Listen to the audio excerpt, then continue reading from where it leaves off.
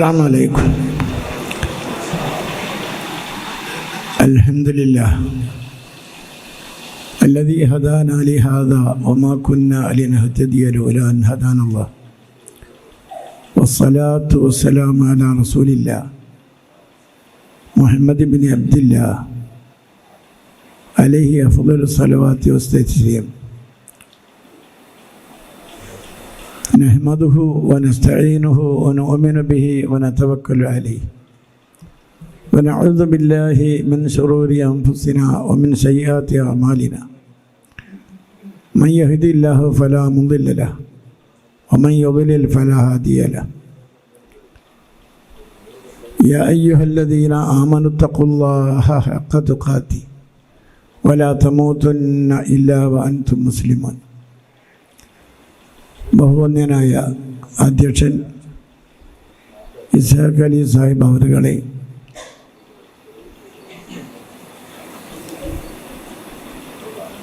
ഹജ്ജ് ഉംറ സർവീസിൻ്റെ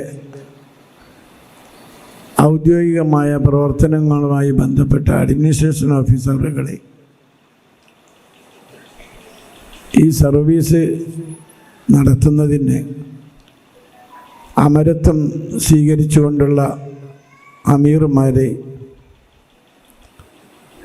കേരള നേതൃത്വത്തിൽ മുജാഹിദീൻ്റെ ക്ഷണമനുസരിച്ച്, ആഹ്വാനമനുസരിച്ച് ഹജ്ജിനും ഉംറക്കും ആദർശത്തിൻ്റെ സഹകരണത്തോടെ തന്നെ എല്ലാവിധ അനുഗ്രഹങ്ങൾക്കും വിധേയരായിട്ടുള്ള സഹോദരി സഹോദരന്മാരെ, നമ്മുടെ ഈ ഒത്തുകൂടൽ അള്ളാഹുവിൻ്റെ ദീനിന് വേണ്ടിയുള്ള ഒരു ഉയർന്ന സേവനമായി അള്ളാഹു നമ്മിൽ നിന്നും സ്വീകരിക്കുമാറാകട്ടെ. ഈ ഹജ്ജ് ഉംറ സർവീസിൻ്റെ ആരംഭം കുറിക്കുന്നതിന് മുമ്പ് ഇതിനു വേണ്ടി വളരെയധികം ചിന്തിക്കുകയും മുശാവറ നടത്തുകയും ചെയ്ത് നേതൃത്വം നൽകിയ ബഹുവന്യനായ മർഹൂം AP അബ്ദുൽ ഖാദർ മൗലവിയെ ഞാൻ ഓർക്കുകയാണ്. അള്ളാഹു അദ്ദേഹത്തിന് സ്വർഗം പ്രതിഫലം നൽകി അനുഗ്രഹിക്കുമാറാകട്ടെ. ജാമിയ നദവിയയുടെ ഏറ്റവും ഉത്തരവാദപ്പെട്ട ദീർഘകാലത്തെ അമരക്കാരൻ കൂടിയായിരുന്നു അദ്ദേഹം. തനിക്ക് കിട്ടേണ്ട ആനുകൂല്യങ്ങളുള്ള ജോലി ഉപേക്ഷിച്ച് ഈ സ്ഥാപനത്തെ വളർത്തിയ ഒരു മഹാനുഭാവൻ കൂടിയായിരുന്നു അദ്ദേഹം. അധികം സംസാരിക്കാൻ എനിക്ക് താല്പര്യം വരുന്നില്ല.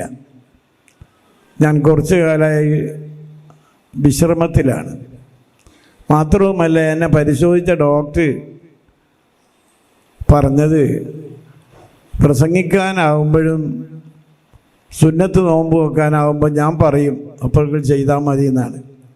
അതിന് വിപരീതമായിട്ടുള്ള എൻ്റെ 4 മാസത്തെ ആദ്യത്തെ പ്രസംഗത്താണ് ഞാനിപ്പോൾ നിങ്ങളുടെ മുന്നിൽ നിന്നത്. KNM-ൻ്റെ കീഴിലുള്ള ഈ ഹജ്ജ് ഉംറ സർവീസ് നടക്കുമ്പോൾ പല യോഗങ്ങളിലും യാദൃശ്ചികമായിട്ടെങ്കിലും ഞാൻ എത്തിച്ചേരാറുണ്ട്. ഇതിൻ്റെ ഒരു പ്രത്യേകതയായി ഞാൻ മനസ്സിലാക്കുന്നത്, നിങ്ങളത് അനുഭവിച്ചവരായിരിക്കും. ഒന്ന്, ഖുർആനും സുന്നത്തും അനുസരിച്ച് ഖുദൂ അന്നീ മനാസിക്കക്കും എന്ന് റസൂലുള്ള പറഞ്ഞിട്ടുള്ള, റസൂലുള്ള എന്ത് കാണിച്ചു തന്നോ അപ്രകാരം ചെയ്യുന്ന, അതിന് നേതൃത്വം നൽകുന്ന വളരെ ഉത്തരവാദപ്പെട്ട അമീർമാരാണ് പണ്ട് മുതൽക്കല്ല ഇന്ന് വരേക്കും അതിന് നയിച്ചു പോയിട്ടുള്ളത് എന്നുള്ളതാണ്, അതിനു വേണ്ടി അധ്വാനിച്ചിട്ടുള്ളത്. അതുകൊണ്ട് എത്രയോ സഹോദരികൾ, ഈ സദസ്സ് എടുത്തു നോക്കിയാൽ അറിയാം, സ്ത്രീകളുടെ ശതമാനത്തിൽ ഒട്ടും കുറവില്ല. പണ്ടൊക്കെ ഹജ്ജിന് പോയാലും മരിക്കുന്നതിൻ്റെ തൊട്ട് മുമ്പാണ്. പടുവൃദ്ധന്മാരല്ലാതെ അതിനുണ്ടാവില്ല. ഇവിടെ എനിക്ക് തോന്നുന്നു എൻ്റെ അത്ര വയസ്സുള്ളവരാരുമില്ല. വെറുതെ പറയില്ലേ, ഞാൻ അബൂബക്കറിൻ്റെ ശിഷ്യനാണ്. അപ്പം അത്രക്ക് കണ്ട അയാൾ വളരെ നരച്ചിട്ടുണ്ടല്ലോ. അതിൻ്റെ അർത്ഥം എന്താ അറിയോ? ചെറുപ്പത്തിൽ തന്നെ ആരോഗ്യവും കഴിവും എന്തിനും പറ്റിയ സ്വഭാവത്തിൽ തന്നെ ഒരു കർമ്മമാണ് ഹജ്ജും എന്ന് മനസ്സിലാക്കാൻ സ്ത്രീകളടക്കം സന്നദ്ധരായിട്ടുണ്ട്. എൻ്റെ നാട്ടിൽ നിന്നൊക്കെ പലരുടെയും സലഫിയത്തിൻ്റെ പേരിലും അല്ലാതെയും പല ഗ്രൂപ്പുകൾ കൊണ്ടുപോകുന്നുണ്ട് സ്ത്രീകളെ. അതിൽ ചില ആൾക്കാർ അവിടുത്തെ ജമാഅത്തിൽ വരെ പങ്കെടുപ്പിക്കൂല പെണ്ണുങ്ങളെ. ഒരു വേറെ തത്വത്തിൻ്റെ ആൾക്കാരാണ്. പിന്നെ മൂല്യർ എന്തെങ്കിലും ചെയ്തു കൊടുത്താൽ അയാളോട് പറയാമെന്നല്ലാതെ 1,00,000 റക്അത്ത് നമസ്കരിച്ച പ്രതിഫലമുള്ള ആ ജമാഅത്തിന് ഒരു മുസ്ലിം പെണ്ണിനെ പങ്കെടുപ്പിച്ചുകൂടാന്ന് വാശി പിടിച്ച മൂല്യന്മാർ കൊണ്ടുപോകുന്നുണ്ട്. അവരെ ബാഹുല്യമാണിവിടെ. എന്നിട്ട് പോലും അതിൽ നിന്ന് നിഷ്കളങ്കമായി ത്യാഗം ചെയ്തുകൊണ്ടാണ് കേരള അദ്വത്തുൽ മുജാഹിദീൻ്റെ അമീറന്മാരും അതിൻ്റെ പ്രവർത്തകന്മാരും ഈ വിഷയത്തിൽ മുന്നിട്ടിറങ്ങിയത് എന്നുള്ളത് നിങ്ങൾക്ക് അനുഭവം ഉണ്ടായും എന്ന് ഞാൻ മനസ്സിലാക്കുന്നു. അങ്ങനെ സലഫികൾ പേരിലും നമ്മുടെ സെൻറ്ററിൽ തന്നെ വേറെ ഗ്രൂപ്പുകാരുണ്ട്. അവർ സലഫിയത്തിൻ്റെ പേര് പറഞ്ഞിട്ടാണ് ചെയ്യുന്നത്.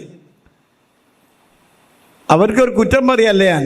പക്ഷെ KNMൻ്റെ കീഴിലുള്ളത് അത് ഇവിടുത്തെ തൗഹീദി പ്രസ്ഥാനത്തിന് നേട്ടമുണ്ടാക്കുക എന്ന ലക്ഷ്യത്തോടു കൂടിയുള്ള പ്രവർത്തനവും അധ്വാനവുമാണ് എന്ന് മനസ്സിലാക്കുകയും നിങ്ങളുടെയൊക്കെ പ്രേരണയും സഹായ സഹകരണങ്ങളും ഈ വിഷയത്തിൽ ഉണ്ടാവുകയും ചെയ്യണം എന്ന് ഞാൻ ഓർമ്മപ്പെടുത്തുകയും അപേക്ഷിക്കുകയും ചെയ്യാണ്.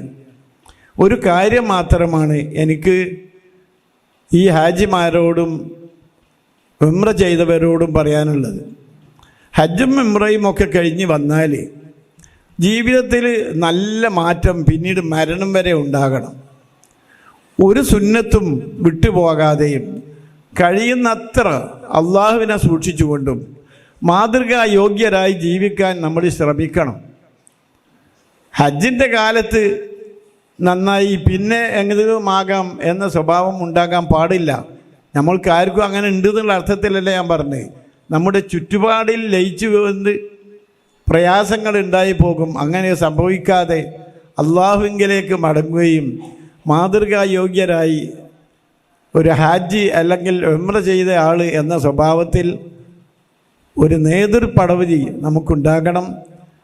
ഈ സേവനങ്ങളിലും അതുപോലെ തന്നെ അനുഷ്ഠാനങ്ങളിലും നിങ്ങളിൽ നിന്നുണ്ടായ സഹകരണത്തിന് നന്ദി പറയുകയും അല്ലാഹു തആല മഹത്തായ പ്രതിഫലം നൽകി നമ്മയൊക്കെ അനുഗ്രഹിക്കുകയും ചെയ്യുമാറാകട്ടെ എന്ന പ്രാർത്ഥനയോടെ ഞാൻ ഈ മഹാസമ്മേളനത്തിൻ്റെ ഔപചാരികമായ ഉദ്ഘാടനം അള്ളാഹുവിൻ്റെ തിരുനാമത്തിൽ നിർവഹിച്ചുകൊണ്ട് എൻ്റെ പ്രസംഗം മതിയാക്കുകയാണ്. അല്ലാഹു തആല നമുക്ക് പരലോകത്ത് സ്വർഗത്തിൽ ഒരുമിച്ച് കൂടാനുള്ള ഭാഗ്യം അവൻ നൽകുമാറാകട്ടെ. അവിടെ കുറച്ച് സ്ത്രീകൾ വന്ന് നിൽക്കുന്നുണ്ടല്ലോ, ഇരിക്കാം എന്ന് പറഞ്ഞുകൊണ്ട് ഞാൻ എൻ്റെ പ്രസംഗം അവസാനിപ്പിക്കുകയും ഉദ്ഘാടനം ചെയ്തായി അറിയിക്കുകയും ചെയ്യുന്നു. അസ്സലാമു അലൈക്കും വറഹ്മത്തുള്ളാഹി.